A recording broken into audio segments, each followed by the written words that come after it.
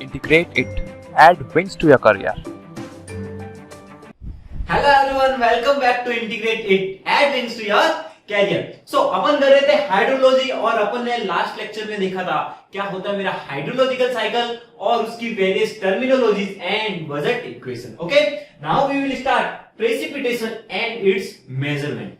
क्या होता है प्रेसिपिटेशन? प्रेसिपिटेशन अपनी जो रेनफॉल होती है, अपनी स्नोफॉल होती है, वो सारी क्या होती है? Precipitation means various waterfall on the earth surface in various forms। वो क्या होगी मेरी precipitation. So precipitation is water fall on earth surface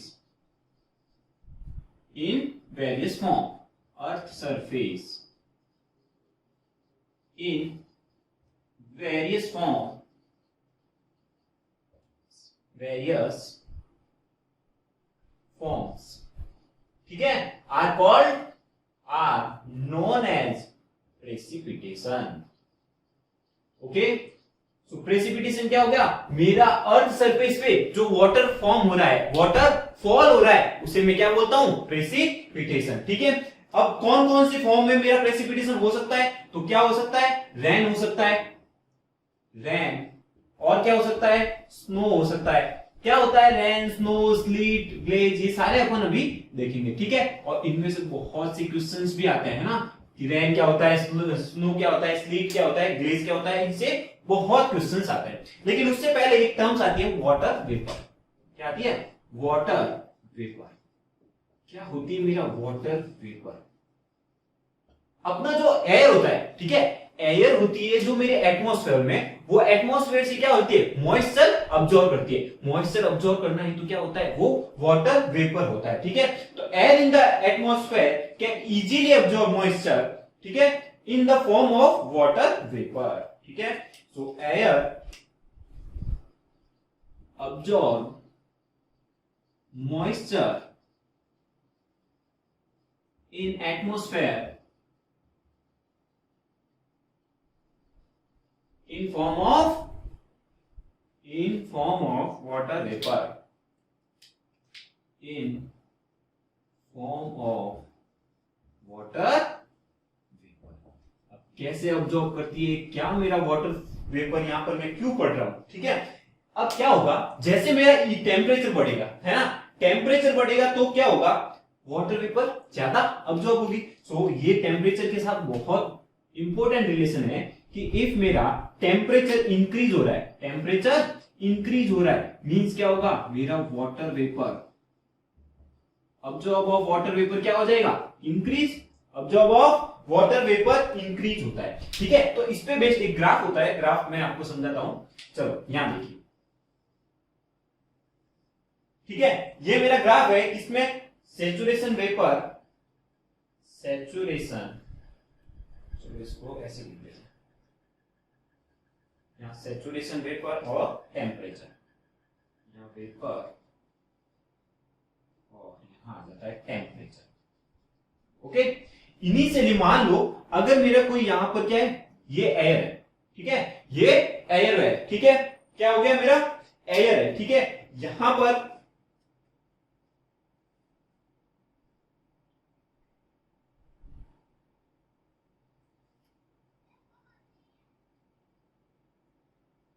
ये मेरा पार्सल ऑफ एयर है।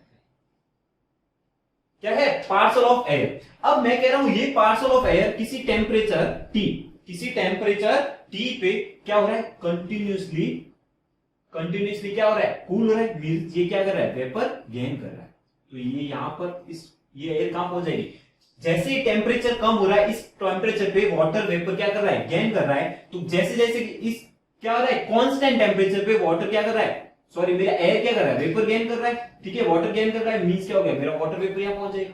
ठीक है, लेकिन इससे यही पार्सल ऑफ एयर क्या हो रहा है? अगर मेरा कूलिंग हो रहा है मींस क्या हो रहा है? टेम्परेचर कम हो रहा है और वेपर कांस्टेंट हो रहा है। ठीक है, ये क्या हो गया? मेरा कूलिंग हो गया। ठीक है, तो ये तो मेरा कौन सा टेम्परेचर हो गया? जब मेरा टी ड्यू पॉइंट टेम्परेचर, यानी कि जब कूलिंग हो रहा है तो एक पॉइंट आएगा जब मेरी क्या हो जाएगी? सैचुरेशन आ जाएगा, that is called due temperature, है ना। अब इससे ज्यादा वो मॉइस्चर कैरी नहीं कर पाएगा, यहां पर क्या हो जाता है, कंडेंसेशन हो जाता है, और इस टाइप का इनके बीच में एक ग्राफ बन जाता है, ठीक है।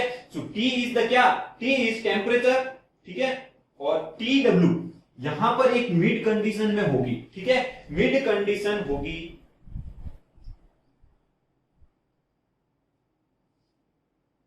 तो ये मेरा क्या हो गया, parcel of air is cold, parcel of air cold, ठीक है, और यहां क्या हो गया मेरा, vapour is added to parcel of air, vapour is added to parcel of air,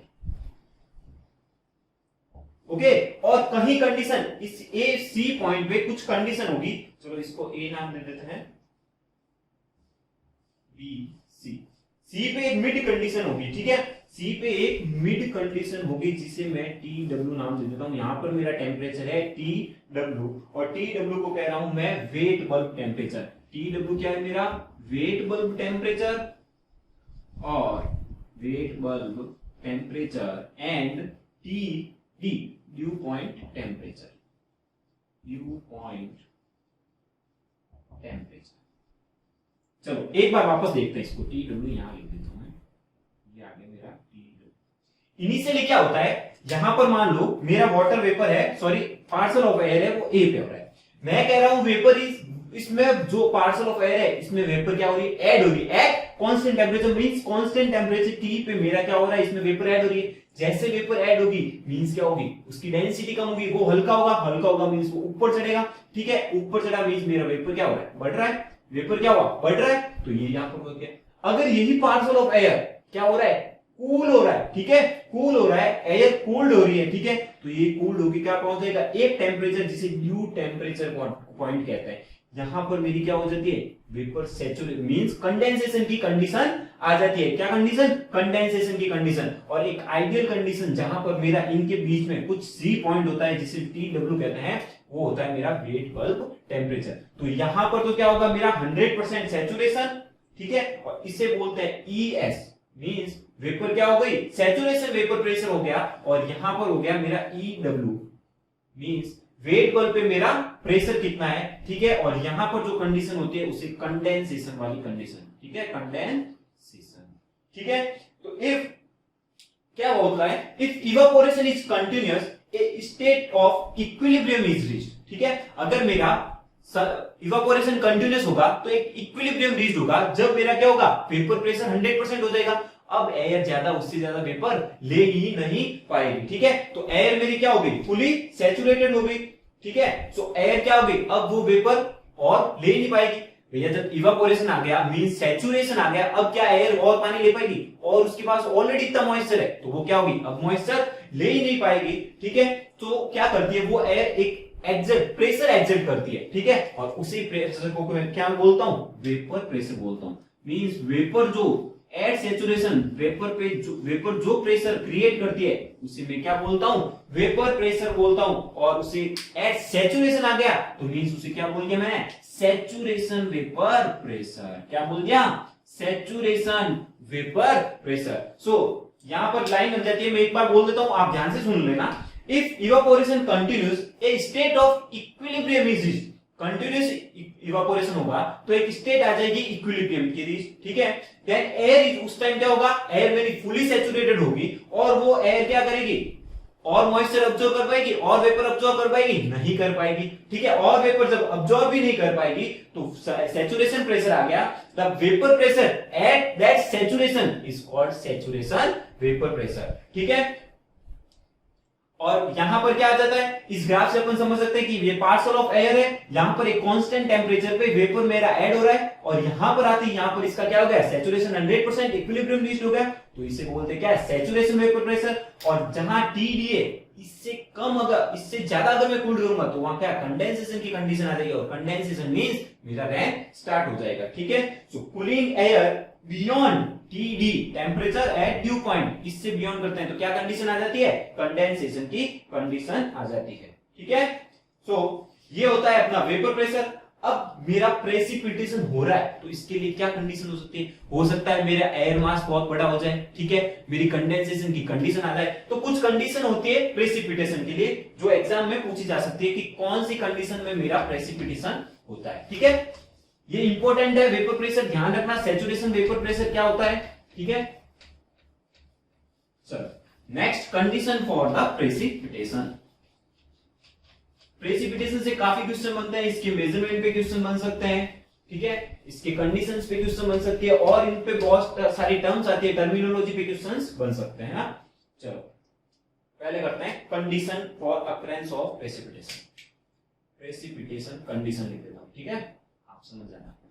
चलो क्या क्या कंडीशन हो सकती है? तो कंडीशन 1 क्या हो सकती है कि मेरा एयर मास क्या हो जाए, कूलिंग, तो कूलिंग ऑफ एयर मास, ठीक है, कि एयर मास मेरा इतना कूल हो जाए कि वो क्या हो जाएगा, हल्का हो जाएगा। भाई cooling air means moist air क्या होती है, ड्राई एयर से हल्की होती है, तो उसकी डेंसिटी कम हो गई और वो एक हाइट पे जाके क्या कंडेंस हो जाएगी और ये हो जाएगा मेरा रैन हो सकता है, ठीक है। दूसरे क्या हो जाएगा, formation of clouds, formation of clouds, ये भी मेरी कंडीशन हो सकती है प्रेसिपिटेशन के लिए, ठीक है। तीसरा क्या हो जाएगा, growth of water droplet, growth of water droplet,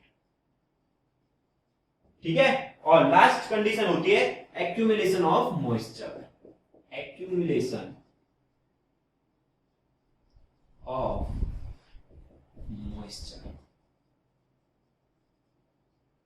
ठीक है। तो ये मेरी कंडीशन होनी चाहिए किसके लिए, प्रेसिपिटेशन के लिए, ये सारी कंडीशंस होनी चाहिए तब मेरा प्रेसिपिटेशन होगा।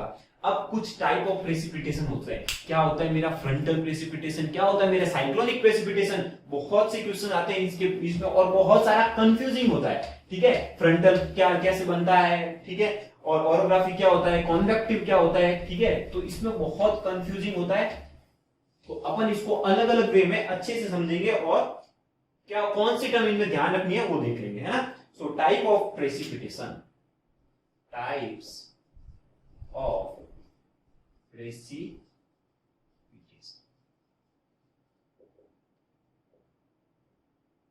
ठीक है। फर्स्ट लेते हैं अपना कॉन्वेक्टिव प्रेसिपिटेशन। फर्स्ट आता है कॉन्वेक्टिव, बहुत इंपॉर्टेंट है और बार बार एग्जाम में पूछा जाता है।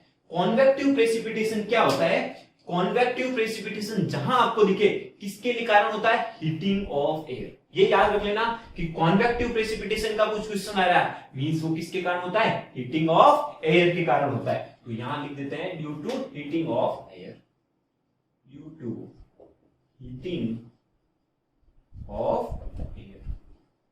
ज्यादा कंफ्यूज होने की जरूरत नहीं है, ये याद रख लो, ठीक है। कैसे होता है, अब जब मेरी air close to earth surface होगी वहां पर टेम्परेचर क्या होगा, ज्यादा होगा, जिससे क्या करेगी, उसकी डेंसिटी कम हुई, डेंसिटी कम हुई तो वो क्या करेगी, एटमॉस्फेयर में ऊपर जाने की कोशिश करेगी, जिससे ऊपर गया तो वो क्या करेगा, अपने मॉइस्चर ऑब्जॉर्व करेगी। मॉइस्चर ऑब्जॉर्व किया तो एक सैचुरेशन वेपर प्रेशर आ जाता है, एक सैचुरेशन कंडीशंस आ जाती है जहां पर मेरी क्या हो जाती है, सैचुरेशन 100% हो जाता है और वहां कंडेंसेशन फॉर्म में हो जाती है और रेन हो जाती है, ठीक है। तो इसको लिख देते हैं अपन शॉर्ट में, air close to earth surface, जो मेरी एयर होगी close to, air close to earth surface,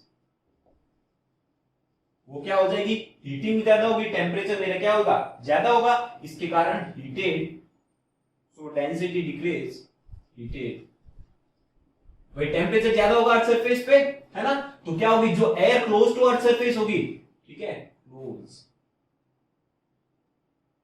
यहां पर क्लोज की स्पेलिंग सही लो, close to earth surface, close to earth surface, heated, so density क्या हो गई, डेंसिटी डिक्रीज हो गई, है ना, और डेंसिटी डिक्रीज हुई, सो air mass rise upwards, air mass, जो एयर मास होगी वो क्या होगी, ऊपर जाएगी, भाई डेंसिटी कम हुई तो राइज अपवर्ड्स, है ना, भैया डेंसिटी कम हुई मींस क्या हो गई, ऊपर जाएगी धीरे धीरे, तो एयर मास क्या हो गया, राइज अपवर्ड्स, ठीक है, और राइज अपवर्ड्स मींस क्या होगा, वो मॉइस्चर अब्सॉर्ब करेगा, मॉइस्चर अब्सॉर्ब करेगा मींस क्या हुआ, कूल्ड हुई, कूल्ड एडियाबैटिकली, एडियाबैटिकली, और क्या फॉर्म करेगी, क्लाउड्स फॉर्म करेगी, कंडेंस होगी तो क्लाउड्स फॉर्म करेगी और फॉर्मेशन ऑफ क्लाउड हो जाता है, और क्लाउड फॉर्म हो गया मींस मेरा क्या होगा, मैंने देखा अगर मेरा फॉर्मेशन ऑफ क्लाउड होता है तो वो क्या कंडीशन आ जाती है वहां पर, प्रेसिपिटेशन हो जाता है। क्या हो जाता है, प्रेसिपिटेशन हो जाता है।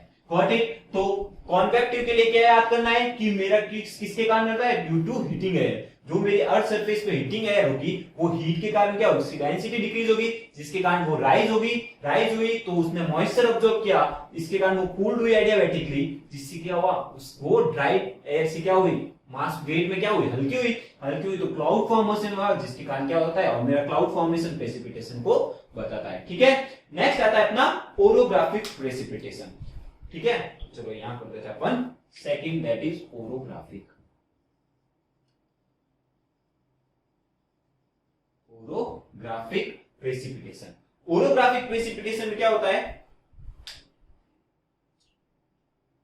इसमें क्या होता है, ये जैसे एक माउंटेन्स होते हैं ना, माउंटेन्स में क्या होता है, यहां पर मेरी एयर होती है वो चलती है, एयर चल रही है तो एयर फोर्स्ड होती है कि वो क्या करे, ऊपर की तरफ जाए, है ना। एयर को यहाँ पर फोर्स किया जाता है कि वो ऊपर की चले जाए, माउंटेन बैरियर से टकराए। ठीक है, जिसके कारण क्या होगी, अब जैसी एयर ऊपर गई मींस क्या होगा, यहाँ कंडेंसेशन, कुछ मॉइस्चर अब्सॉर्ब करेगी, और मॉइस्चर अब्सॉर्ब किया मींस कंडेंसेशन मींस ये जो बाहरी जो एयर होगी, यहाँ पर जो मॉइस्ट एयर होगी वो इनसे टकराएगी, और इनसे टकराया मींस क्या होगा, मेरा रेन हो जाती है। ठीक है, तो यहां पर क्या हो गया, ये किसके कारण होगी, air forced by mountain barriers.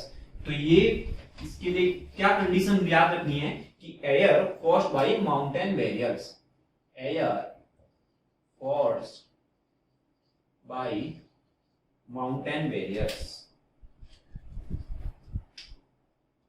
By mountain.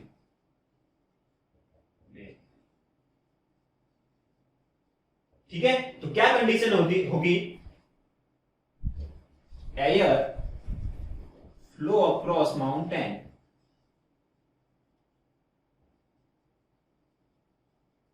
Air क्या होगी, जो माउंटेन के अक्रॉस एयर फ्लो करेगी, ठीक है, वो माउंटेन उस पे क्या कर रहा है, बैरियर का काम, सो माउंटेन बैरियर। ठीक है, तो क्या होगी, जैसी वो माउंटेन के अक्रॉस जाएगी तो मॉइस्चर ऑब्जर्व करेगी, मींस क्या होगा, कूलिंग, एयर क्या हो रही है, कूल हो रही है, कूल के कारण क्या हो जाती है, वहां पर कंडेंसेशन की कंडीशन आ जाती है, और कंडेंसेशन हुआ मींस मेरा क्या होगा, प्रेसिपिटेशन। ठीक है, सो ओरोग्राफी के लिए क्या हो जाएगा, माउंटेन बैरियर जहां भी दिखे तो वहां पर क्या हो जाएगा, माउंटेन बैरियर जहां भी दिखे वहां पर क्या, ओरोग्राफी।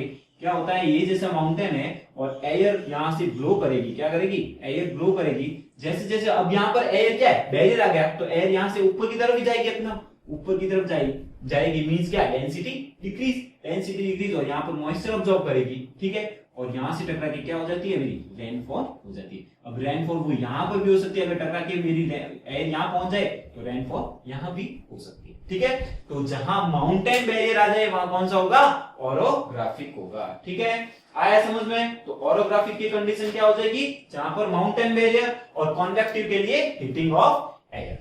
नेक्स्ट आता है अपना तीसरा, that is cyclonic precipitation. Cyclonic precipitation, चलो भैया साइक्लोनिक भी देख लेते हैं। इन दोनों को याद करने का तरीका पता चल गया, एक में तो माउंटेन बैरियर और एक में heating of air.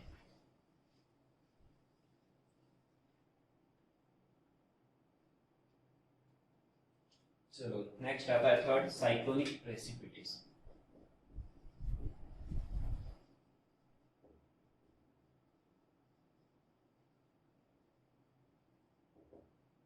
Cyclonic precipitation क्या होता है, जो मेरी लिफ्टिंग ऑफ मॉइस्ट एयर होती है वो क्या होती है, converge into low pressure belt. जो मेरी मॉइस्ट एयर होगी वो लो प्रेशर बेल्ट में जाएगी। ठीक है, due to pressure difference created. तो मींस यहां पर साइक्लोनिक प्रेसिपिटेशन में क्या कह देता हूं कि मेरा क्या होता है, मेनली प्रेशर डिफरेंस क्रिएटेड।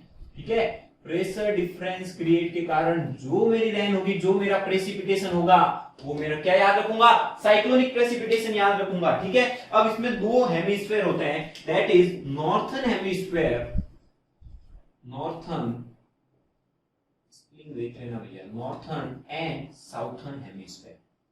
ठीक है, और यहां से क्वेश्चन आते हैं कि अगर मेरा नॉर्थर्न हेमिस्फीयर होगा तो विंड वहां पर क्या होगी, विंड वहां पर counter clockwise, wind flow counter clockwise, wind flow, ठीक है। नॉर्थर्न में क्या होगा, counter clockwise means anti clockwise, counter clockwise, ठीक है। और यहां से क्वेश्चन पूछा जाता है कि नॉर्थर्न हेमिस्फीयर में विंड की डायरेक्शन क्या होती है, काउंटर क्लॉकवाइज, और साउथर्न में wind blow clockwise, wind blow clockwise. Okay, so यहां पर साइक्लोनिक प्रेसिपिटेशन कब होता है, जब मेरा प्रेशर डिफरेंस क्रिएट होता है। प्रेशर डिफरेंस क्यों क्रिएट होता है, क्योंकि लिफ्टिंग ऑफ मॉइस्ट एयर वो क्या होती है, कन्वर्ज होती है। मॉइस्ट एयर मेरी क्या होगी, कन्वर्ज होती है, जिसके कारण lifting of moist air converging into low pressure bed due to pressure difference create होता है। और प्रेशर डिफरेंस क्रिएट होने के कारण मेरी क्या होती है, प्रेसिपिटेशन होती है, उसे मैं साइक्लोनिक प्रेसिपिटेशन बोलता हूं, ठीक है। तो नॉर्थर्न हेमिस्फीयर और साउथर्न हेमिस्फीयर होता है। नॉर्थर्न हेमिस्फीयर में विंड ब्लो क्या होती है, काउंटर क्लॉकवाइज, और साउथर्न में क्लॉकवाइज होती है। यहां से क्वेश्चन पूछा जाता है। नेक्स्ट और लास्ट होता है मेरा फ्रंटल प्रेसिपिटेशन। फ्रंटल प्रेसिपिटेशन होता है वो साइक्लोनिक प्रेसिपिटेशन का ही पार्ट होता है। तो देख लेते हैं फ्रंटल प्रेसिपिटेशन में क्या होता है। इसमें क्या होते हैं, जो वार्म एयर है वो मेरी राइज करती है, और जो कूल एयर है वो क्या होती है, डाउन साइड में आती है, ठीक है। तो यहां पर लास्ट लिख देते हैं, fourth is frontal precipitation. Frontal precipitation it is part of cyclonic precipitation, ठीक है। मींस कंफ्यूज तो होना नहीं है, क्या ध्यान रखना है, पहले में क्या था, हीटिंग ऑफ एयर, सेकंड में माउंटेन बैरियर, थर्ड में क्या हो रहा है, प्रेशर डिफरेंस क्रिएट हो रहा है, ठीक है। और फ्रंटल है वो क्या है, साइक्लोनिक का पार्ट है, ठीक है। अब इसमें क्या होता है, जब मेरी कोल्ड एयर और वार्म एयर एक दूसरे से टकराती है ना, एक दूसरे से टकरा रही है, तब मेरा क्या हो जाता है, प्रेसिपिटेशन हो जाता है। जैसे कैसे, जैसे ये मेरा क्या है, लेवल सरफेस है।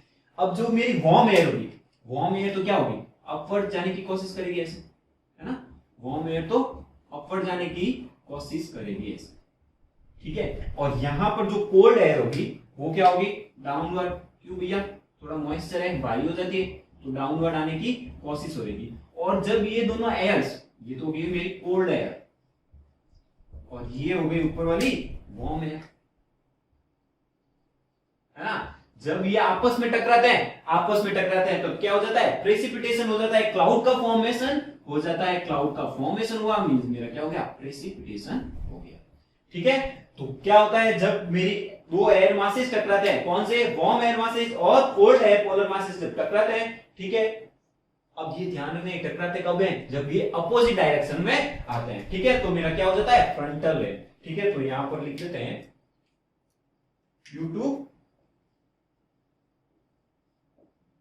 due to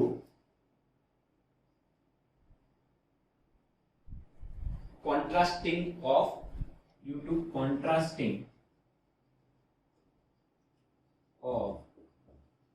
cold and hot air masses, ठीक है। जब हॉट एयर मासेस और कोल्ड एयर मासेस आपस में टकराते हैं, जो अपोजिट डायरेक्शन में चलते हैं, तो क्लाउड का फॉर्मेशन हो जाता है, जिससे मेरा प्रेसिपिटेशन होता है, उसे मैं क्या बोलता हूं, फ्रंटल प्रेसिपिटेशन। तो चारों टाइप के प्रेसिपिटेशन कैसे होते हैं, और आपको क्या याद रखना है, सिर्फ मेनली किसके कारण होते हैं, कैसे होता है वो मैटर नहीं करता, ठीक है। तो सबसे पहला जो मेरा था कौन सा, कॉन्वेक्टिव क्यों हुआ, हीटिंग ऑफ एयर के कारण। दूसरा कौन सा था, ओरोग्राफिक मींस माउंटेन बैरियर के कारण। थर्ड मेरा कौन सा है, साइक्लोनिक क्यों हो रहा है, प्रेशर डिफरेंस के कारण। साइक्लोनिक में ये याद रखना, नॉर्थर्न हेमिस्फीयर में विंड की डायरेक्शन क्या होती है, काउंटर, और साउथर्न हेमिस्फीयर में विंड की डायरेक्शन क्लॉकवाइज, ठीक है। फोर्थ है फ्रंटल, जो क्या है, साइक्लोनिक का एक पार्ट है। इसमें क्या होता है, हॉट एयर मासेस और कोल्ड एयर मासेस जो अपोजिट डायरेक्शन में आके टकराते हैं, जिसके कारण क्लाउड फॉर्मेशन होता है, और जिसके कारण मेरी रेन होती है, ठीक है। अब होती है कुछ फॉर्म्स होती है प्रेसिपिटेशंस के, क्या होती है रेन, क्या होता है स्नोफॉल, क्या होता है मेरी स्लिट, क्या होते हैं ग्लेज, वो देख लेते हैं, ठीक है। प्रेसिपिटेशन से बहुत सारे क्वेश्चंस आते हैं, ठीक है, ध्यान रखना, अच्छे से पढ़ना। और मैं बार बार कह रहा हूं, खुद के हाथ से, खुद के हैंड रिटन शॉर्ट नोट्स बनाओ, अच्छा रहेगा, आपको जल्दी जल्दी याद होगा, है ना। क्यों, जब आप एग्जाम में देते हो ना, समटाइम्स क्वेश्चन ऐसे आते हैं, आपको ऐसा याद आ जाता है, हाँ यार ये तो लेफ्ट पेज पे था, ये राइट पेज पे था, तो उससे कुछ क्वेश्चंस याद आ जाते हैं ना। और आपको खुद को पता है टाइमिंग का कितना माथाफोड़ी रहता है एग्जाम में, है ना।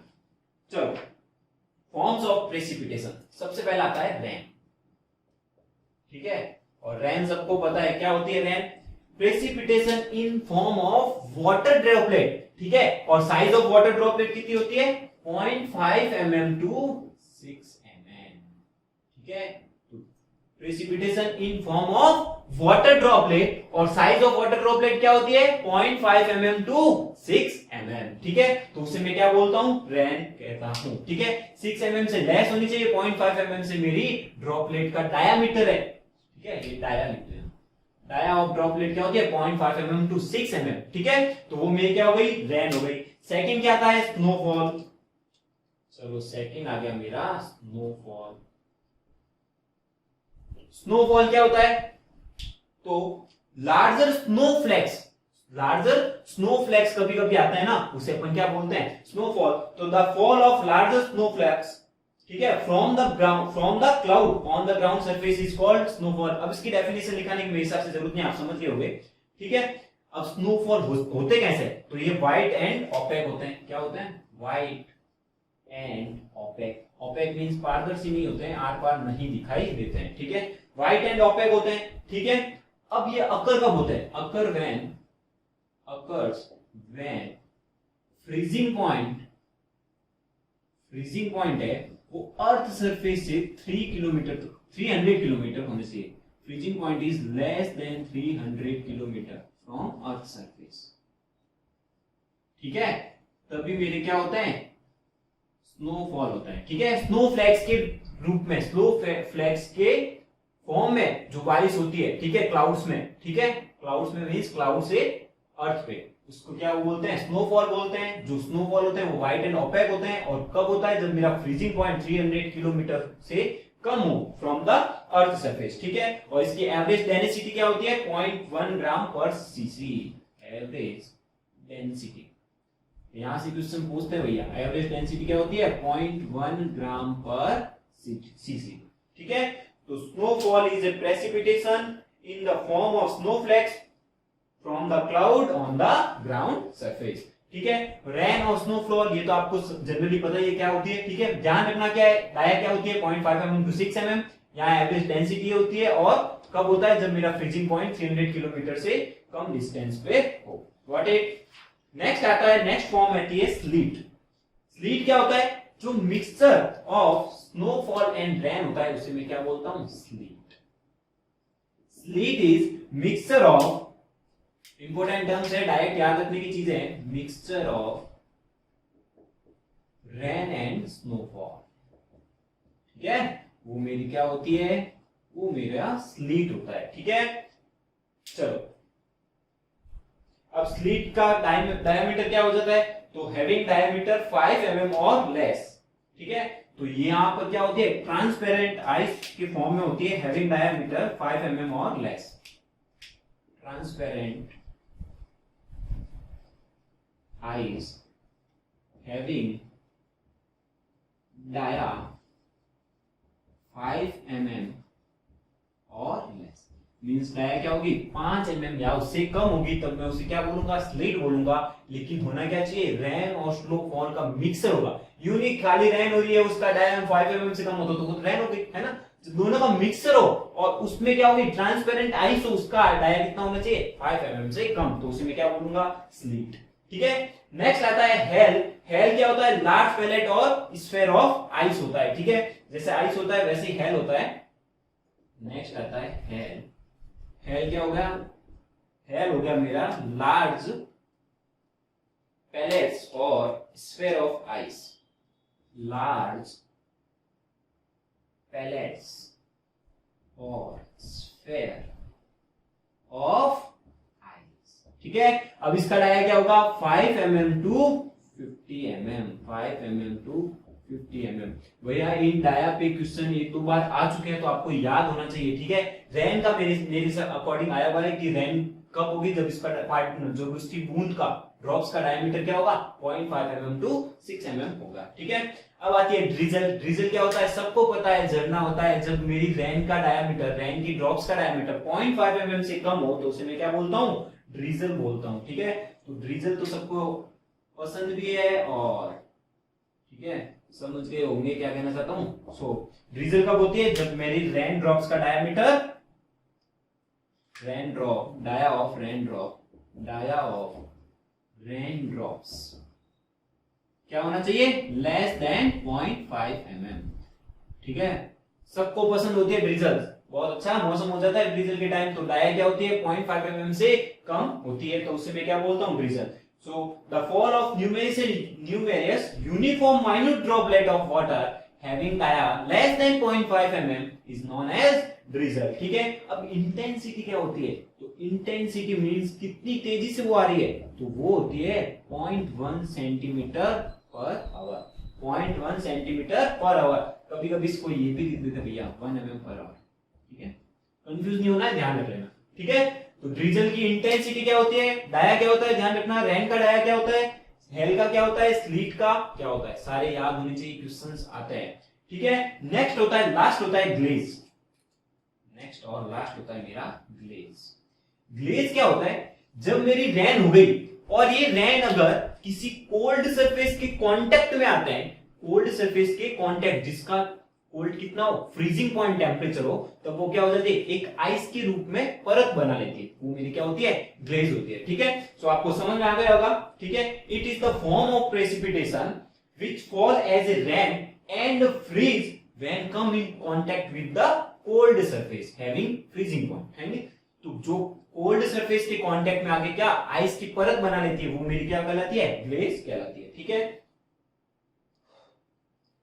ठीक है, तो ये होती है मेरी डिफरेंट टाइप्स ऑफ रेन, क्या होती है, डिफरेंट टाइप्स ऑफ प्रेसिपिटेशन के, rain, snowfall, slit, hello, drizzle और ग्लेज। तो रेन क्या होगी, नॉर्मल जो बारिश होती है जिसका diameter 0.5 mm to 6 mm। Snowfall क्या हो रही है, बर्फबारी हो रही है, जिसे आप व्हाइट और ओपेक होते हैं। ठीक है, अगर ओपेक नहीं होते हैं तो वो क्या हो जाते हैं, हेल हो जाते हैं, जिसका डायमीटर 0.5 mm to 50 mm हो जाती है, स्लीट हो जाते हैं, ट्रांसपेरेंट। तो हेल में क्या होते हैं, जो मेरी स्नोफॉल होती है वो लार्ज स्फीयर ऑफ आइस में होते हैं ना, 5 mm to 50 mm के डायमीटर। ठीक है, स्लीट क्या होती है, mixture of rain and snowfall. Drizzle क्या होती है, बूंदाबांदी जिसे अपन कहते हैं ना, डाया ऑफ रेन ड्रॉप्स जहां पर 0.5 mm से कम हो और intensity 0.1 centimetre per hour. Glaze क्या होती है, जब मेरी बारिश किसी ऐसी सरफेस के कांटेक्ट में आ जाए जो जिसका टेम्परेचर क्या हो, फ्रीजिंग पॉइंट, तो वो एक बर्फ की या आइस की परत बना देती है, वो क्या होती है, ग्लेज हो जाती है। ठीक है, नेक्स्ट आता है बहुत important topic, that is measurement of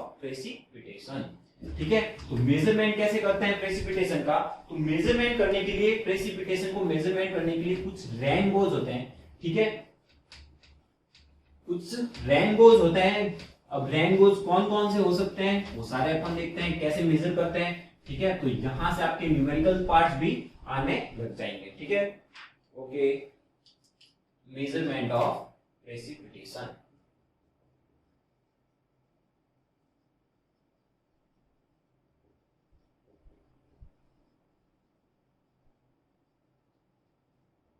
ठीक है, सो प्रेसिपिटेशन सबसे पहले इसको एक्सप्रेस किस में करते हैं, सो एक्सप्रेस्ड इन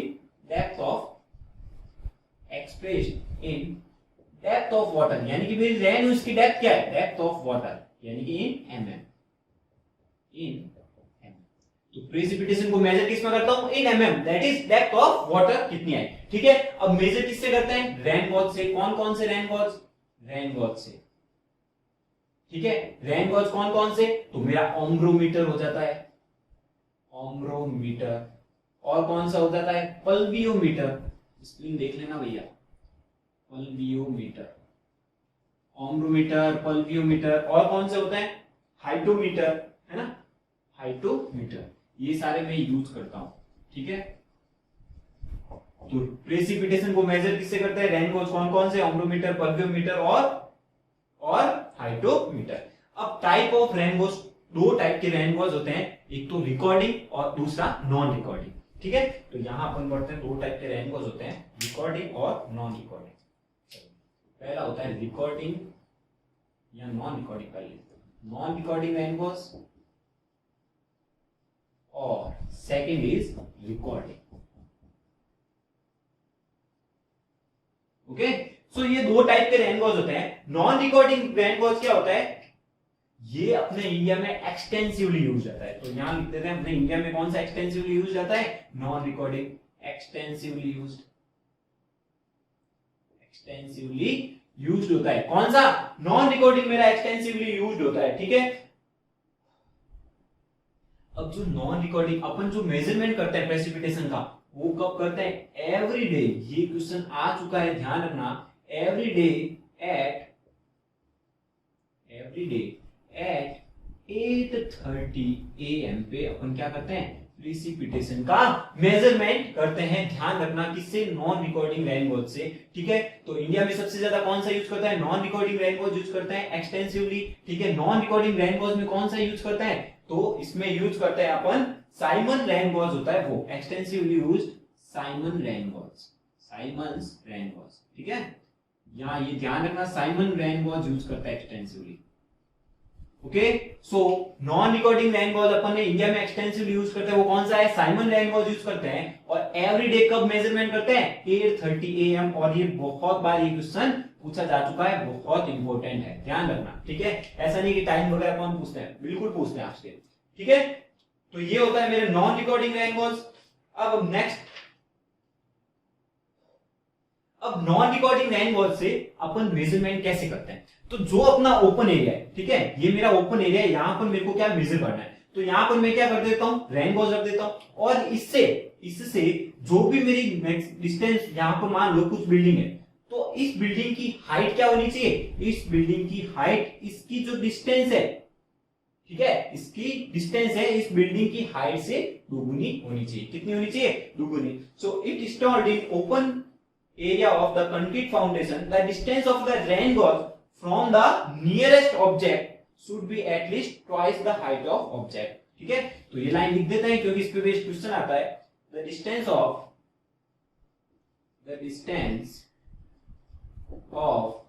rain gauge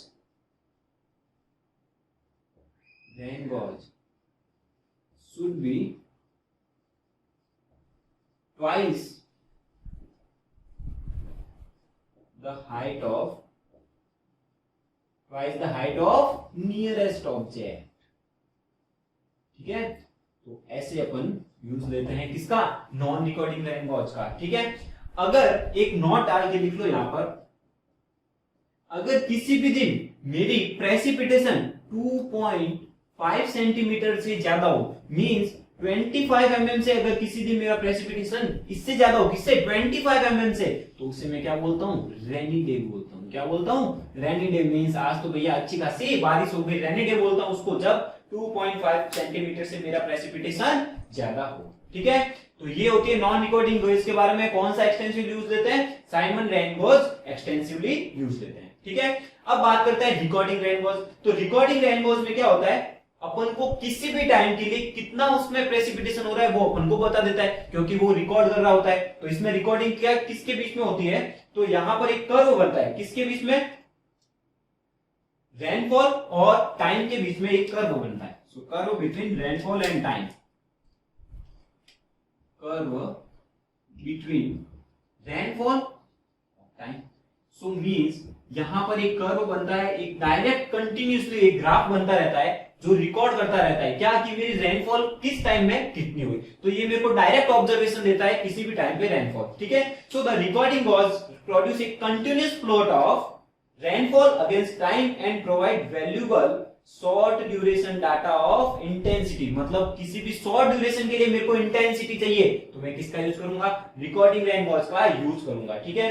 अब कॉमनली जो रिकॉर्डिंग रेनफॉल्स होते हैं वो 3-4 यूज करते हैं अपन। कौन कौन से? Tipping bucket type, weighing bucket type और साइफन, है ना, नेचुरल साइफन यूज करते हैं। मेनली जो रिकॉर्डिंग रेनफॉल्स होता है वो अपन नेचुरल साइफन यूज करते हैं। देख लेते हैं तीनों कौन कौन से है ना। सो अपन देख लेते हैं रिकॉर्डिंग रेनफॉल्स कौन कौन से होते हैं। सो फर्स्ट होता है मेरा tipping bucket type, tipping bucket type, ठीक है।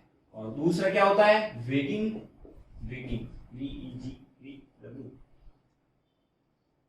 Weighing bucket type. और तीसरा कौन सा होता है? Natural siphon. इसके बारे में पूछते हैं भैया, रिकॉर्डिंग कौन सा है, नॉन रिकॉर्डिंग कौन सा है? नेचुरल साइफन, ठीक है। तो नॉन रिकॉर्डिंग तो इंडिया में एक्सटेंसिवली कौन सा यूज करते थे, साइमन। और जो कौन सा रिकॉर्डिंग, रिकॉर्डिंग कौन सा हो जाएगा, नेचुरल साइफन। ये ध्यान रखना, इसके बारे में क्वेश्चंस पूछा जाता है, ठीक है। अब टिपिंग बकेट टाइप में होता है, उसमें क्या होता है, इंटेंसिटी ऑफ रेनफॉल बता रहा है अपन को। क्या बताता है, इंटेंसिटी ऑफ रेनफॉल। तो ये पूछ सकते हैं, डायरेक्ट याद रखना कि टिपिंग बकेट टाइप मेरे को क्या बताता है, इंटेंसिटी ऑफ रेनफॉल बताता है। Okay. Second, weighing bucket type क्या बताता है अपन को, accumulated rainfall. Accumulated means total कितना हो गया, एक्यूमुलेटेड रेनफॉल बताता है। कौन सा, वेगिंग बकेट टाइप। सो टिपिंग बकेट टाइप तो इंटेंसिटी बताता है, weighing bucket type accumulated rainfall बताता है। और एक्यूमुलेटेड रेनफॉल मतलब मास कर्व होता है। क्या होता है मास कर्व, आगे पढ़ेंगे, ध्यान रखना। उसमें क्या होता है, एक्यूमुलेटेड रेनफॉल बताता है। मींस वेगिंग बकेट टाइप मेरा मास कर्व के लिए भी यूज आता है, ठीक है। मास कर्व होता है एक्यूमुलेटेड रेनफॉल, और टाइम के बीच में ग्राफ बनता है, उसे मास कर्व बोलते हैं, ठीक है। तो यहाँ पर एक्यूमुलेटेड रेनफॉल कौन बता रहा है, वेगिंग बकेट टाइप, ठीक है। और तीसरा नेचुरल साइफन, इसे आल्सो क्या बोलते हैं, फ्लोट टाइप गॉस भी बोलते हैं, ठीक है। और ये standard in use in India, standard use in India, ठीक है। तो इंडिया में कौन सा यूज करते हैं भैया, कौन सा, नेचुरल साइफन। रिकॉर्डिंग में नेचुरल साइफन और नॉन रिकॉर्डिंग में साइमन यूज करते हैं, ठीक है। और इसे क्या बोलते हैं, float type, float type rainfall, ठीक है। तो इसके बारे में क्वेश्चन आता है। टिपिंग बकेट टाइप में क्या बताता है, intensity of rainfall. Weighing bucket type mass curve बनाता है, जो अक्यूमुलेटेड रेनफॉल और टाइम के बीच में बनता है। और स्टैंडर्ड यूज्ड इन इंडिया कौन सा होता है, नेचुरल साइफन। स्टैंडर्ड रिकॉर्डिंग कौन सा, रिकॉर्डिंग रेनगॉज कौन सा है इंडिया में, नेचुरल साइफन। और non recording Symon rain gauge. Very good, float type gauge जिसे बोलते हैं, ठीक है। तो ये होती है अपनी रेनगॉज की बात है। अब होती है रेनगॉज नेटवर्क। रेनगॉज नेटवर्क मतलब मेरे को कितने एरिया में एक रेनगॉज कितना एरिया मेरा कवर कर लेता है, वो होती है रेनगॉज नेटवर्क, ठीक है। तो पढ़ते हैं रेनगॉज नेटवर्क, रेनगॉज। अब इसके लिए एक टेबल बनती है कि मेरा रेनगॉज नेटवर्क कितना एरिया कवर कर लेता है। अब देखो, रेनगॉज क्या एक्सप्रेस करता है, density is expressed as area. Rain gauge network या रेनगॉज डेंसिटी क्या करता है, area covered by a single rain gauge. मतलब एक मेरा अगर रेनगॉज होगा, वो कितने एरिया की रेनफॉल डेप्थ मेरे को बताएगा कि इतनी रेनफॉल हुई एक सिंगल रेनगॉज, है ना। तो वो हो गया मेरा रेनगॉज इंटेंसिटी। रेनगॉज नेटवर्क डेंसिटी क्या होती है, देखो, प्लेन एरिया होगा जहां पर मेरा क्या, प्लेन एरिया, ठीक है, प्लेन एरिया, वहां पर क्या होगा, वन गॉज यूज करूंगा, वन रेन गॉज यूज करूंगा पर 520 किलोमीटर स्क्वायर एरिया के लिए। मींस इंडिया के लिए अपनी रेन गॉज डेंसिटी क्या होती है कि जहां पर मेरा प्लेन एरिया होता है वहां मैं वन गॉज यूज करता हूं 520 किलोमीटर स्क्वायर के लिए, ठीक है। दूसरा, अगर मेरा मॉडरेट एलिवेटेड एरिया हो गया, moderate elevated area, elevated area means up to 1000 metre elevated area है, तो मैं क्या करूंगा, 1 गॉज होगा वो पर 262 390 किलोमीटर, ठीक है। 262 390 किलोमीटर स्क्वायर के लिए एक रेन गॉज यूज करूंगा। और हिली एरिया के लिए, हिली एरिया के लिए क्या करूंगा, वन रेन गॉज यूज करूंगा 130 किलोमीटर स्क्वायर के लिए। तो याद करने का तरीका ध्यान रखो, देखो जहां हिली एरिया है वहां पर बारिश ज्यादा होगी, मींस एक रेन गॉज कम एरिया के लिए यूज करूंगा, तो 130 260 39, देखो टेबल बन रही है 130 डबल 260 3 गुना 390 और 4 गुना 520। तो इस तरह से आप याद रख सकते हो, ठीक है। और यहां से क्वेश्चन 100% आपको मिलेगा ही मिलेगा, ठीक है। बहुत इंपॉर्टेंट टेबल है, यहां से क्वेश्चन पक्का आता है, ठीक है। अब जो अपन इंडिया में यूज करते हैं ना, उसमें टोटल रेन गॉज फाइंड करने के लिए पर डे, उसमें जो मेरी 10% होती है वो रिकॉर्डिंग रेन गॉज से होना जरूरी है, ठीक है। So at least 10% of rain gauge station should be recording rain gauge. So यहां नॉट डाल के लिख लो, at least 10% of rain gauge are या should be रिकॉर्डिंग टाइम, ठीक है, मींस जो मेरे को डायरेक्ट क्या दे रहे हैं, रिजल्ट दे रहे हैं, रिकॉर्डिंग टाइम, ठीक है। सो 10% क्या होने चाहिए, रिकॉर्डिंग टाइम, जो सेल्फ रिकॉर्ड करते हैं, ऑटोमेटिक रिकॉर्ड करते हैं, वो होने चाहिए एटलीस्ट 10%। गॉट इट, ज्यादा हो सकता है लेकिन 10% तो होना ही चाहिए। अब मेरे को एडिक्वेसी निकालनी है कि मेरे को किसी एरिया के लिए कितने रैन गॉस की रिक्वायर्ड है, तो उसके लिए एक फॉर्मूलाज बनता है। कैसे निकालते हैं अपन, number of rain gauges with certain, number of rain gauges with certain percent of error, कैसे निकालते हैं वो देख लेते हैं। भैया पढ़ाई करना, ध्यान रखना, अच्छे से नोट्स बनाते रहना, है ना। बहुत इजी सब्जेक्ट है, छोटा सा सब्जेक्ट है, लेकिन बहुत सारे डाटा याद करने होते हैं आपको, है ना। तो शॉर्ट नोट्स होने बहुत जरूरी है, क्योंकि फॉर्मूलाज आएंगे, डाटा आएंगे आपके पास, और सारे सब्जेक्ट जब मिक्सअप हो जाते हैं ना, तब मजा आता है पढ़ने का। तो इसलिए सारे सब्जेक्ट मिक्स हो और उनका मिक्सअप ना हो और रोज रिवाइज हो, इसके लिए शॉर्ट नोट्स बहुत जरूरी है ना। चलो नेक्स्ट है adequacy of rain gauges station, बहुत इंपॉर्टेंट है, और ये फॉर्मूला ध्यान रखना, adequacy of van Gogh station, ठीक है।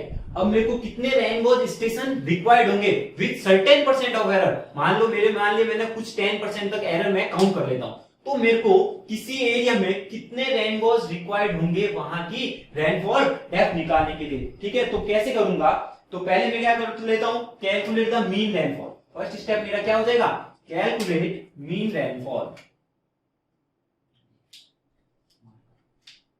कैलकुलेट मीन रैनफॉल, ठीक है। मेरे को कुछ रैनफॉल के डाटा होंगे, वहां से मैं क्या करूंगा, मीन रैनफॉल कैलकुलेट करूंगा। सो पी मीन क्या हो जाएगा, कुछ डाटा जैसे P1, P2, P3 up to Pn, ये मेरे प्रेसिपिटेशन होंगे, तो इसका मीन क्या हो जाएगा, P1 plus P2 plus P3 up to Pn divide by n, total number of rain gauges, है ना। फिर क्या करूंगा, standard deviation. So second step, standard deviation निकालो, स्टैंडर्ड डेविएशन कैसे निकालता हूं, छोटी क्लास में सबने सीखा है कि सिग्मा n-1 जो होगा वो क्या होगा, मैंने P मीन निकाला है, सो P1 माइनस Pm का होल स्क्वायर प्लस, ये किस में होता है भैया, ध्यान रखना मॉड में होता है, P2 माइनस Pm का होल स्क्वायर, ये मॉड में है सारे, ठीक है। अप टू ये चलता रहेगा, डिवाइड में क्या आ जाएगा, n-1, ठीक है। अगर ये n equal to number of rain gauges, n equal to greater than 30 होता, ठीक है, ग्रेटर देन 30 है तो n-1, n लेस देन 30 है, लेस देन 30 है, तो क्या आ जाएगा यहाँ पर n-1, और ग्रेटर देन 30 है, तो यहाँ पर मैं क्या ले लेता हूँ, n ले लेता हूँ। लेकिन अपन को फॉर्मूला यही ध्यान रखना है, n-1, इसमें ज्यादा कंफ्यूज नहीं होना है, ठीक है। यही ध्यान रखना है कि मेरा डेविएशन कैसे निकलेगा, P1 माइनस P मीन का whole square plus P2 minus P mean का whole square up to Pn minus Pm का whole square divide by n-1 का कंप्लीट का रूट, ठीक है। तो यहां से मेरा क्या गया, डेविएशन आ गया, इसको मैं क्या लिख देता हूं कि सिग्मा Pn माइनस P या Pi माइनस Pm का whole square upon n-1 where I is equal to 1 to n, got it. तो ये मेरा फॉर्मूला बन गया। अब क्या करना है, मेरे को तीसरा स्टेप आता है मेरा कोफिशिएंट ऑफ वेरिएशन, तीसरा स्टेप आता है कोफिशिएंट ऑफ वेरिएशन निकालना, ठीक है। और कोफिशिएंट ऑफ वेरिएशन CV का फॉर्मूला होता है sigma upon x bar into 100, sigma upon, यहाँ पे मैंने x बार क्या है, मीन है, सो Pm sigma mean upon sigma n-1 upon Pm into 100, ये तो क्या आ गया मेरा कोफिशिएंट, ठीक है। अब चौथा क्या आ गया, number of optical station, means यहां आ जाएगा, यहां लिख देते हैं number of station, so number of station. अभी एक न्यूमेरिकल करके आपको समझाएंगे कैसे करते हैं। नंबर ऑफ स्टेशन n निकालना है, वो क्या हो जाएगा CV अपॉन जो अपन ने एरर लिया वो परसेंटेज में एरर इंटू 100, ठीक है। CV 100 नहीं, 100 स्क्वायर, CV अपॉन एरर का स्क्वायर, ठीक है। ये एरर, ई क्या है यहाँ पर, एरर, चलो यहाँ लिख देते हैं, ई क्या है, एरर, और सीवी क्या है, कोफिशिएंट ऑफ वेरिएशन, कहां से निकाला, sigma N minus 1 upon PM into 100। चलो एक बार वापस समझा देता हूं, क्या करेंगे, अपने के पास कुछ रेनफॉल के डाटा होंगे कि मेरा प्रेसिपिटेशन 1 इतना है, 2 इतना है, 3 इतना है, तो कुछ प्रेसिपिटेशन होंगे, उनका क्या निकाला, मीन निकाला, तो P1 plus P2 plus P3 up to Pn upon n mean आ गया। फिर क्या करूंगा, इसका स्टैंडर्ड डेविएशन निकालूंगा, standard deviation of n-1 that is sigma n-1, कब, जब मेरा रेनफॉल स्टेशन क्या हो, n equal to less than 30 हो, तो मैं n-1 के लिए निकालता हूं, वो मेरा क्या हो गया, root of P1 minus Pm का whole square plus P2 minus Pm का होल स्क्वायर। ये ध्यान रखना, ये किस में होगा, अब स्क्वायर है तो यहाँ नेगेटिव पॉजिटिव का कोई फर्क भी नहीं पड़ता, ठीक है, डिवाइड बाय n-1, तो यहाँ पर मैंने इसको लिख दिया sigma i is equal to 1 to n Pi minus Pm का whole square divide by n-1, ये मेरा स्टैंडर्ड डेविएशन आ गया। फिर मैं निकालूंगा coefficient of variation, coefficient of variation क्या होता है, standard deviation divide by mean into 100, यहां से मेरा कोफिशिएंट ऑफ वेरिएशन आ गया परसेंटेज में, तो मैं यहां से नंबर ऑफ रेनबोज निकाल सकता हूं, that formula is CV upon E का होल स्क्वायर, यहां E क्या होता है, परसेंटेज एरर होता है, ठीक है, परसेंटेज एरर होता है, इसका कंप्लीट का स्क्वायर करना, ठीक है। अब इस पे बेस्ड एक क्वेश्चन लेते हैं और अपना इस लेक्चर को खत्म करते हैं, ज्यादा लंबा लेक्चर नहीं करते हैं, ठीक है। मैं डायरेक्ट पूरा क्वेश्चन नहीं लिख रहा हूं, आपको समझा दे रहा हूं ये डाटा है, ठीक है, और कैसे निकालेंगे इसको, है ना। चलो बहुत इंपॉर्टेंट है और क्वेश्चन आ सकता है इस पे, डायरेक्ट आपको सीवी कोफिशिएंट और वेरिएशन दे सकते हैं, एरर दे सकते हैं और आपको रिजल्ट निकालना हो सकता है, ठीक है। चलो सो क्वेश्चन इज, मेरे पास क्या है, 5 रेनबोज स्टेशन है, कितने, 5 रेनबोज स्टेशन है, ठीक है, और उनका प्रेसिपिटेशन दे रखा है 89, ये सारे किसमें है, एमएम में, सेंटीमीटर में, सॉरी, 89, 54, 45, 41 एंड 55 सेंटीमीटर। ये मेरे सारे क्या है, रेनबोज स्टेशन है, वहां के डाटा है इन centimetre, means precipitation, rainbows first में मेरा प्रेसिपिटेशन इतना है, सेकंड में इतना, थर्ड में इतना, फोर्थ में इतना, P1 P2 P3 P4 और P5 मेरे को दे रखा है, ठीक है। If the error of the estimation should not exceed, means error मेरे को E कितना दे रखा है, 10% दे रखा है, ठीक है। हाउ मेनी, ये तो मेरे को दे रखा है, मींस 5 रेनबोज स्टेशन दे रखे हैं, ठीक है, क्या दे रखा है, 5 रेनबोज स्टेशन दे रखे हैं जिनका precipitation 89 centimetre, 54 centimetre, 45, 41 and 55 centimetre है। अब मेरे को बोल रहा है कि मेरा एरर है वो 10% से कम होना चाहिए, एरर कितना होना चाहिए, 10% से कम होना चाहिए, तो मेरे को एडिशनल कितने रेनबोज निकालने पड़ेंगे और लगाने पड़ेंगे, ठीक है। तो कैसे करेंगे, सबसे पहला स्टेप क्या था, first step that is P mean निकालो, चलो भैया P मीन निकालते हैं ना, P मीन क्या हो जाएगा, P1 plus P2 plus P3 plus P4 plus P5 by 5, चलो कितना हो जाएगा, 89 प्लस 54 प्लस 45, करो तो इनको कैलकुलेटर साथ में रखो, रिजल्ट बताते रहो मेरे को,